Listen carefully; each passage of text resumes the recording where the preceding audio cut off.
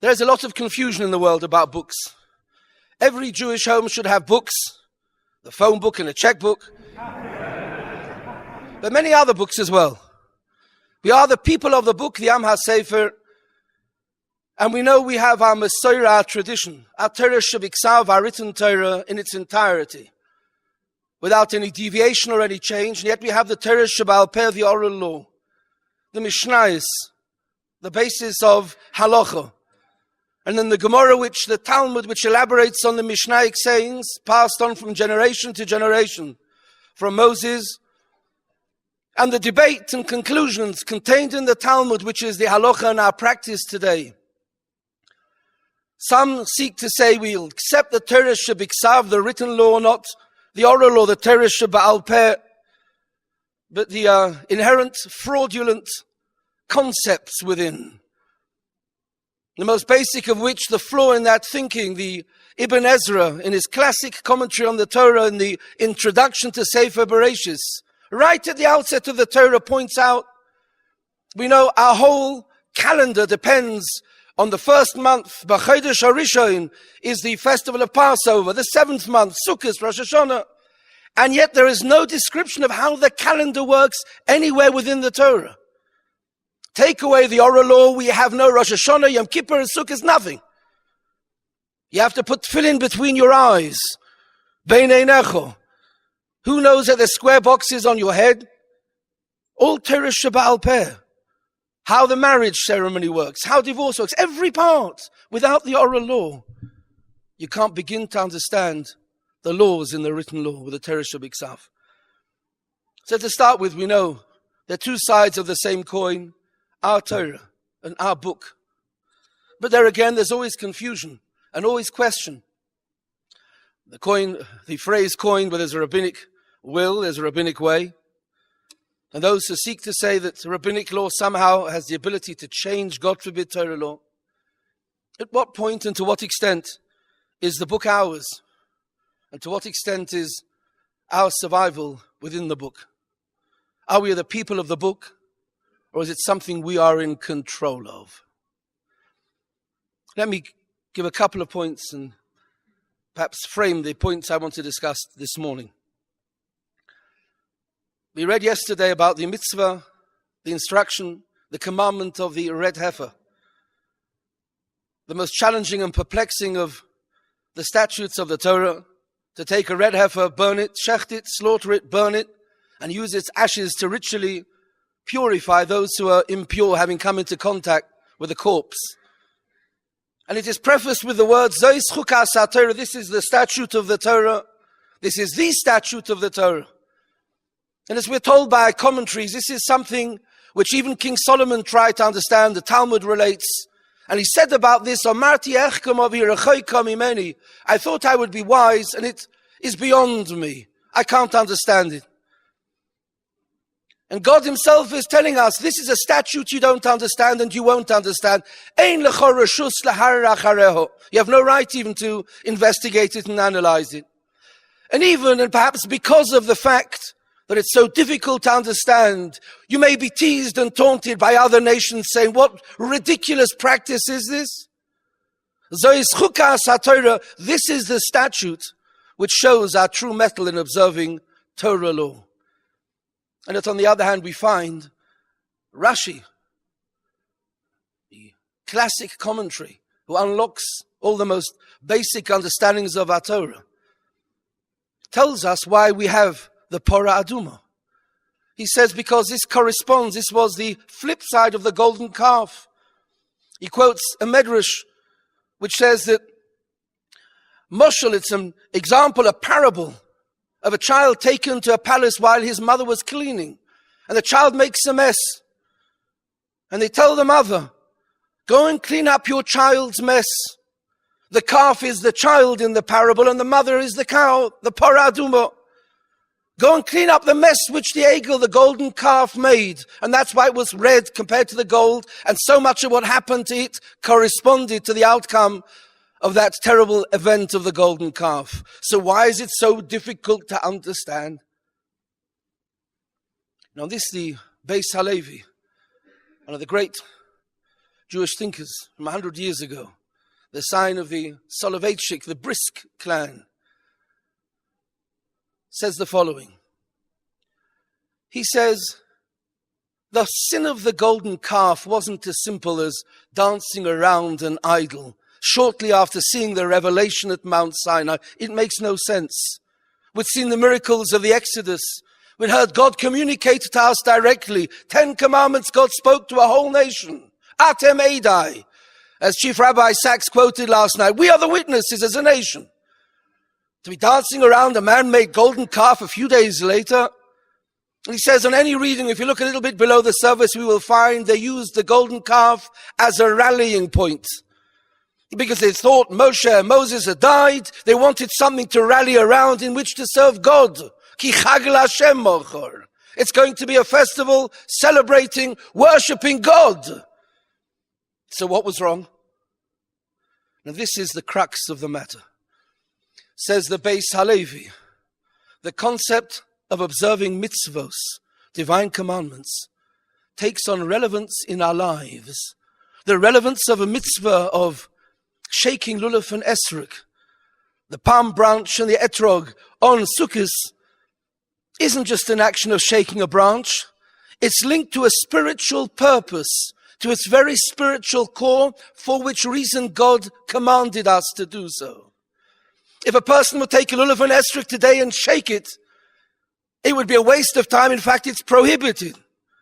On Sukkot, after an instruction with a command, it has a spiritual result. It changes and elevates a person. For that connection to be made, you need an instruction. It only begins to be of value once there is a mitzvah instruction. When they built the golden calf, the avera, the sin, the mistake was to do something which we understood without instruction. And that was the slippery slope. If we thought we can apply our understanding to chop and change and create and use creativity beyond those confines, it ended up in idol worship.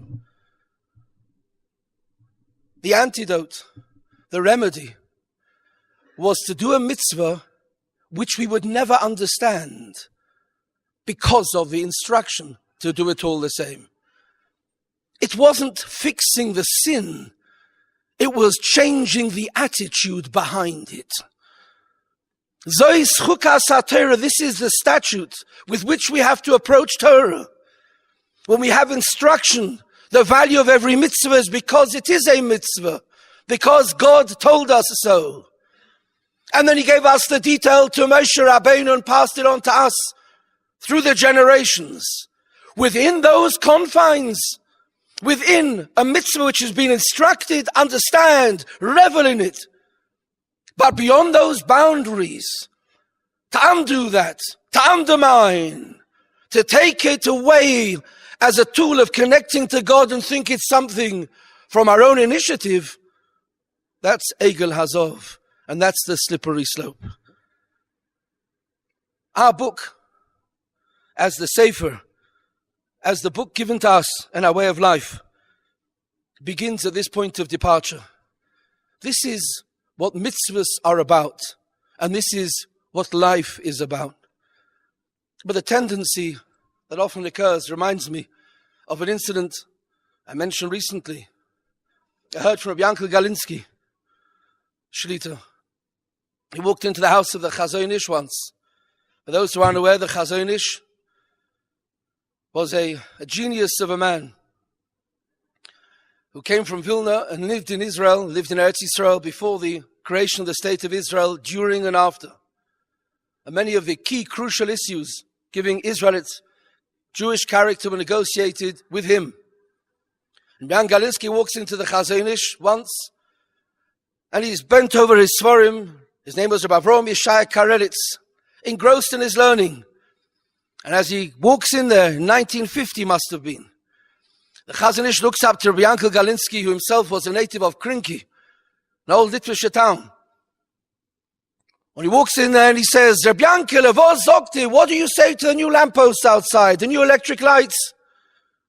And he was taken aback. He was actually astonished by the question. It's not the sort of debate he expected with a world leader in Torah scholarship. So he said, very nice. Because they put in electric lights in Bnei Brak at the time. And the area, which had been orchards, and he'd lived at the end of the area in darkness. It's very nice. He said, "Nein, not nicht verstanden, you didn't understand." He said, the electric lights are Torah, our book. How so? He said, you walk towards a lamppost, and you look behind you and you'll see your shadow getting smaller and smaller and smaller. Stand under the lamppost, you haven't got a shadow at all. But start walking away from it, and the shadow grows and grows and grows until you look enormous. Said the Chazon Ish, when it comes to Torah scholarship, the closer one is to the genuine article, to the source, to that book, the smaller is the ego. The smaller is one's shadow, one's own presumption of self-importance, because you realize we're measuring up to values given to us by Hashem, by God, with a divine purpose. And the closer one is, the more one sees the emes and the enduring nature of Torah's values, the more confident one is about every element of it, the more one can't even begin to think about tampering with the values of Torah.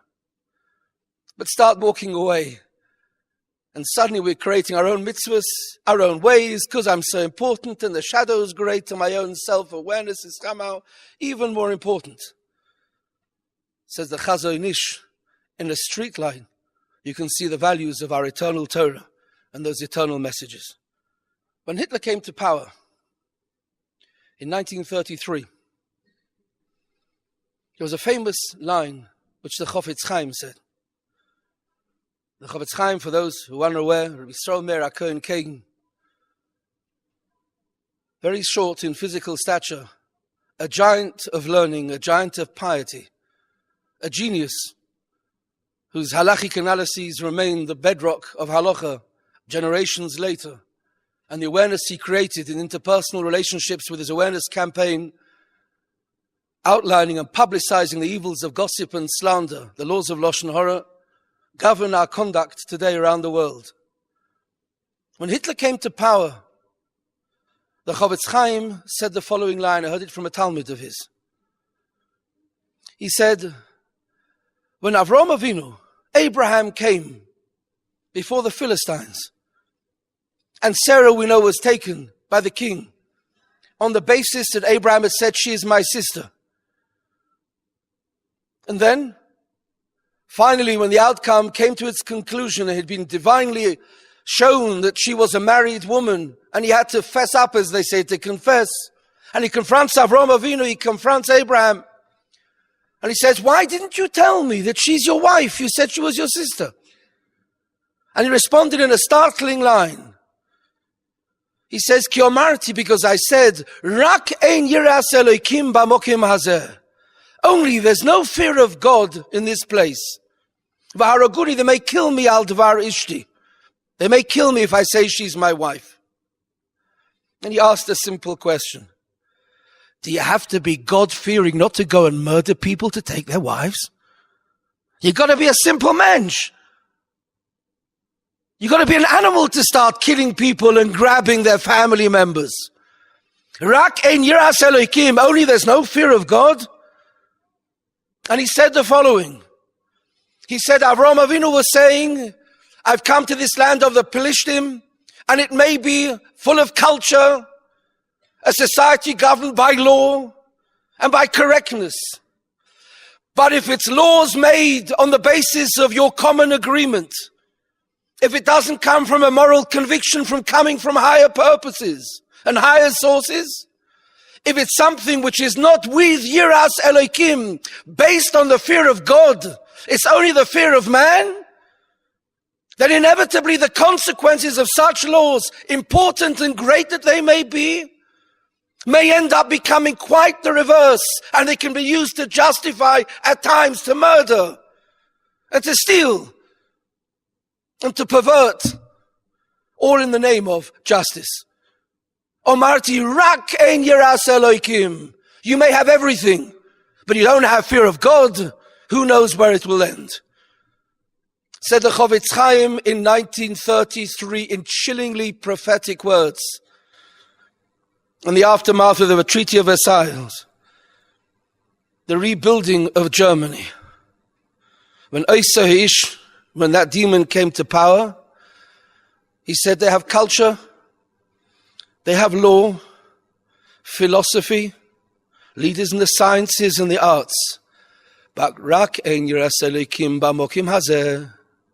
when they think the book of man is our controlled and is not from God, Vaharaguni, who knows where this will end?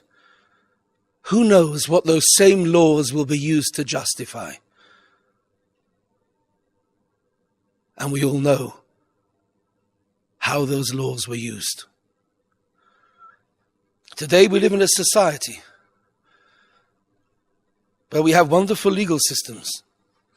In this country, the constitution formed by Yomandiba and as a rainbow nation reflects some of what's best about society.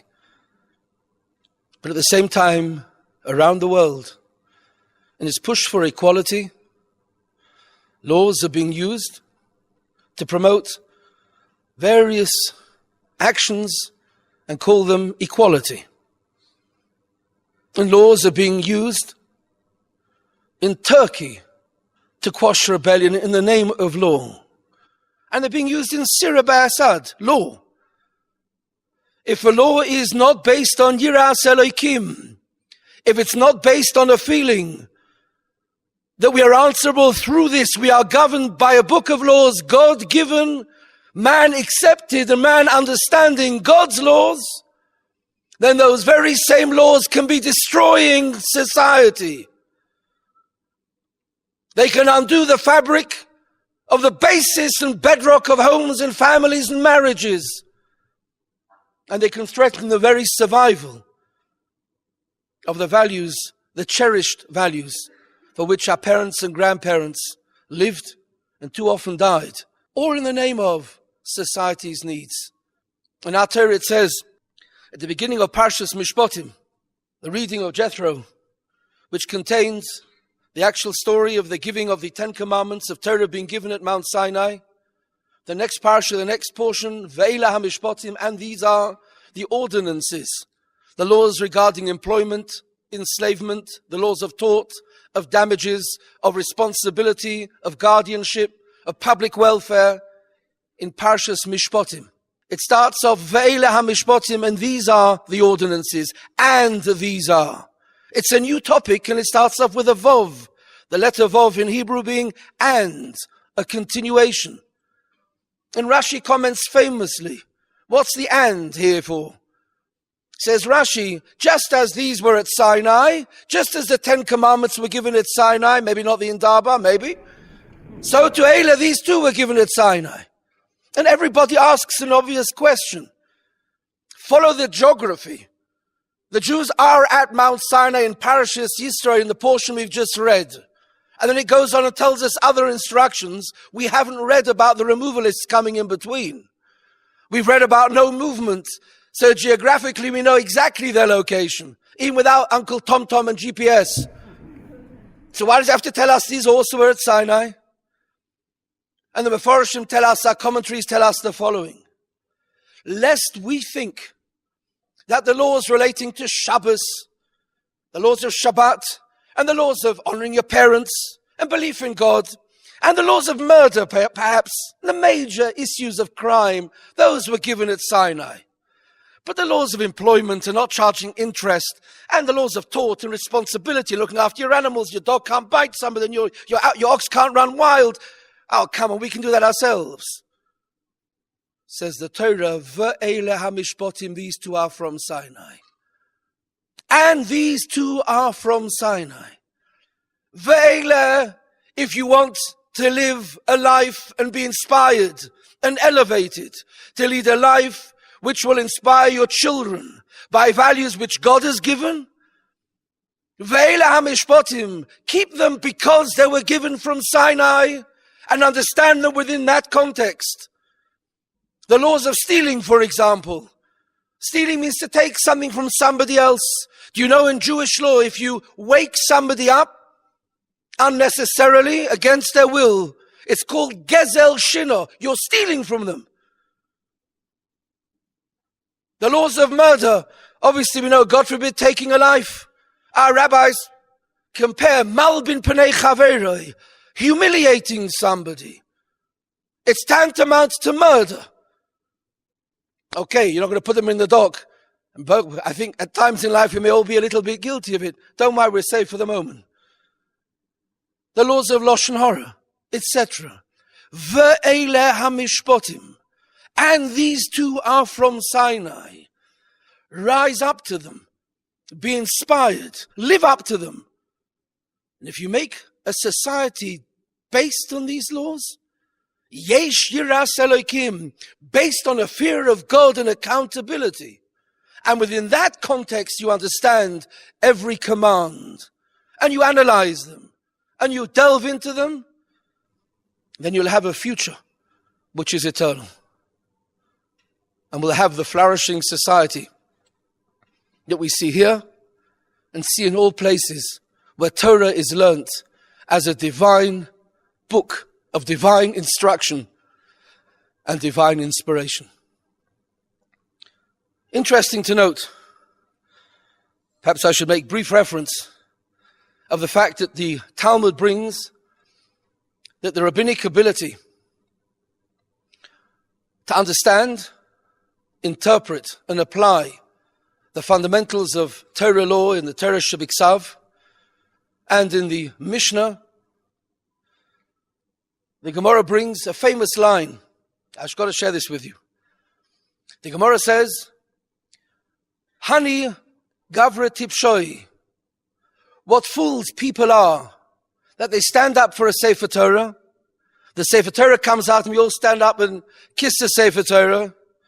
As the Chavetz Chaim used to say, we dance on Simchas Torah with the Sefer Torah. It's much more important for the Sefer Torah to want to dance with us, but that's something else. I heard from a great man who said, in the olden times, people used to kiss the Sefer Torah with their mouths and give charity with their hands.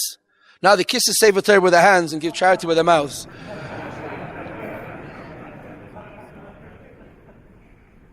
So the Gemara says, people stand in the presence of a Sefer Torah, but don't stand in the presence. They don't see it necessary to stand up in the presence of a Torah scholar. And we know that one of the punishments administered in temple times when there's a Sanhedrin, a high court in Israel, was lashes, malchus. Not a pretty sight. And the Torah says, Arboim yakenu, 40 lashes. And our rabbis understand it doesn't mean 40, although it says that it means 39.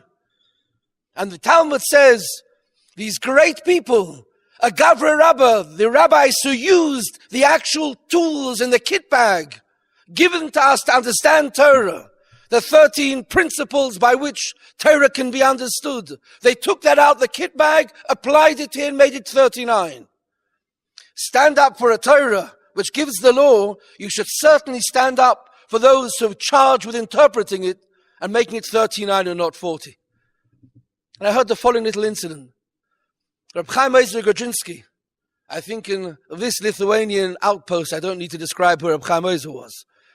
The leader of Lithuanian Jewry, who lived in Vilna, the great genius who died shortly before the war.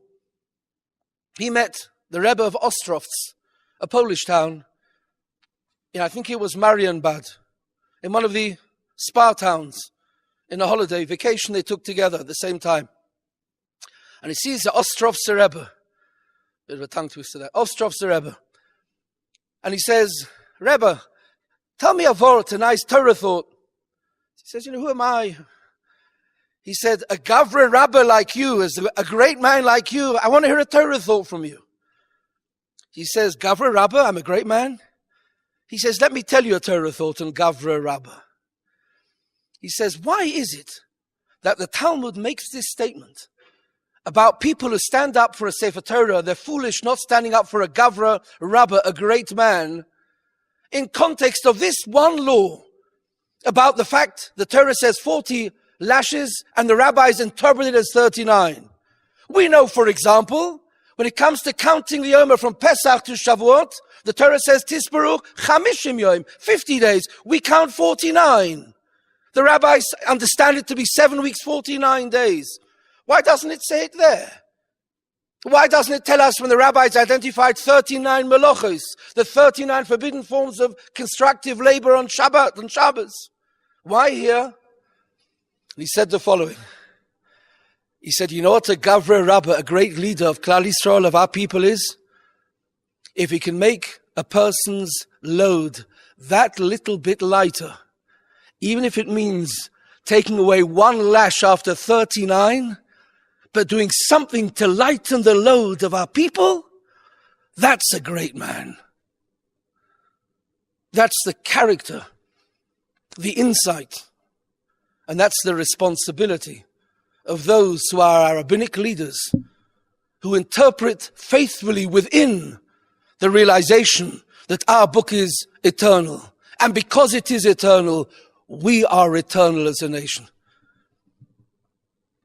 In Chief Rabbi Lau's book, there is a fascinating insight.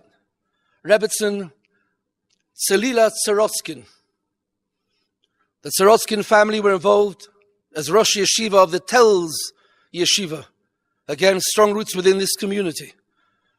Rebbetzin Celila married in to the family. She herself was from Lithuania and was in the horrors of the concentration camps during the war and lost everybody. And she emerged as a young girl to grow into a supreme Rebbetzin and become, together with her husband, leaders of a new generation, a new dynasty.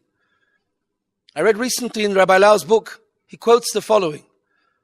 She said about herself, throughout the time she went through the horrors of the Holocaust, she didn't cry once. She was in her early teens. I don't want to go through what she lost and what she saw, but her family members were killed in her presence and everything else that she saw after that. She didn't find herself crying once. She had clammed up. The first time she cried was the following. She went back to Łódź or Lodz, where she came from, or her family had roots in, after the war, to try and look for somebody, anybody. And she was wandering around with some other survivors. And she came past a building which she recognized, the surviving room from what had been the cheder. And she pushed the gate open and she hears a sound emerging from the room, the only room left intact from the cheder. And she thought she was dreaming. She starts hearing, Kometz Aleph O, Kometz Beis Bo, Kometz Gimel Go, teaching the Aleph Beis by rote, to the Hebrew alphabet by rote, hearing the voice of a rabbi, and hearing a couple of children responding. And she fainted in tears, and she passed out. And she came to and she found herself sobbing on the ground. And a couple of people saw this and rushed up to her and started to comfort her. And she said, I'm not crying because I'm upset. I'm crying out of simcha.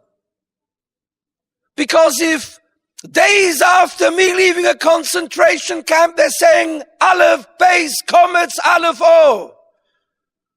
If days after emerging from such unspeakable darkness, I see new lights being lit, then I know I've got a future, and my children, I will have children. There will be a future. That's why I'm crying. And we're a people who are eternal because our book is eternal, because our Torah is eternal. That's the only guarantee of our eternity. And look around the world. Wherever that euphemism, that terrible word, the problem of Jewish continuity is being confronted, assimilation, outmarriage, you'll find that Torah learning isn't at the center of the community. Wherever Torah learning, authentic, legitimate Torah learning, coming together to see what we can do, to progress. Doesn't mean becoming the greatest Talmidei Chachamim, the greatest rabbis, but taking it as the center of our lives in its importance. Tamper-proof, the real deal, not Coke, Torah. Wherever that's happening, there's another problem. Around the world, having myself lived in New Jersey, in America, Melbourne, Australia, I was in Sydney, Israel, England, here I've seen, around Europe, wherever Torah is being learned, in Moscow, in Odessa, Kiev, I was a few months ago. There's a big problem. There's no space. There's not enough rooms in the shuls, in the kollelim. Wherever Torah is at the source of everything, the problem is in unprecedented numbers we're growing. Wherever it's something we can play around with and do our own stuff with, not only we're shrinking, we're disappearing. We are an eternal people because we have an eternal value from an eternal book, from its eternal source. Unwrap it, undo it, and think we can use our weak, limited human perception beyond the bounds of divine wisdom. And the future is at stake. I had the great and wonderful zechus, the great merit, to serve when I was a young man. I'm still a young man. I was a younger man. I was once young, I was never thin. I had a little bit more hair. I spoke a lot faster, but I was once younger. In a shul in Melbourne, Australia, Rabbi Fox, who's here, a colleague of mine in my years in Melbourne together, a wonderful, wonderful talent you have in South Africa. I was a rabbi of a shul called Caulfield Hebrew Congregation, where the whole senior generation were war survivors, She'eris HaPleita, Holocaust survivors. And I had the incredible zechus of learning about their lives in ways I'd never seen before. Each year there was an annual Yizkar ceremony in the cemetery in town because ashes and a bar of soap had been brought across by one of the survivors and was buried there with great ceremony under the guidance of Reb Chaim Gutnik, Zichrono Livrocha, in 1946. He put a little advert in the paper to mention it, so it'll get 20 Eden. And at the time, in 1946, 10,000 Jews came because all the survivors had a focal point, some sort of funeral they could attend. There's a big monument, and each year, corresponding to the uprising, the Warsaw Uprising, there's an annual Yizkar ceremony in which they get speakers to speak. First generation survivors, second generation, third generation, MPs, members of parliament, the mayor, and a rabbi. And I was the 10th speaker of 10. And it was quite warm, although it was past, I'm quite warm.